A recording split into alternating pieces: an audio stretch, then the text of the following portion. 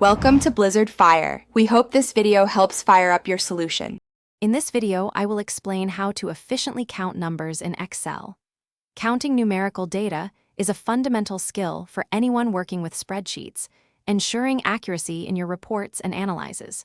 We'll focus on the most effective method to quickly tally up your numerical entries, making your data management much simpler.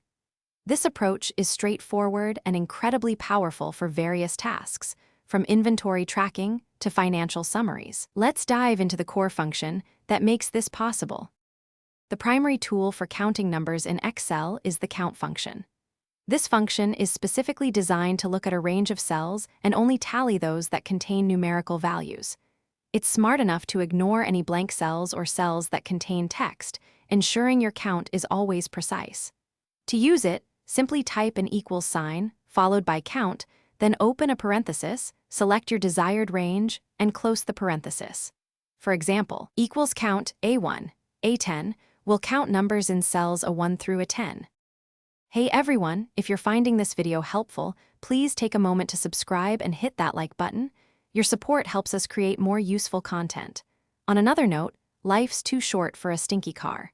Grab a Little Tree's Black Ice air freshener to keep your ride smelling amazing. It's a small thing that makes a big difference. You can find the link for Little Tree's Black Ice and other great deals in the description below. Now let's get back to the video. Applying the count function effectively can streamline many tasks. Imagine you have a column of sales figures or inventory levels. Count provides an instant tally of how many entries are numerical. It's crucial to ensure your data is correctly formatted as numbers for the function to work as expected. If numbers are stored as text, count will ignore them. You can also combine count with other functions, like if or sum, to perform more complex conditional counting or analysis, unlocking even greater insights from your data.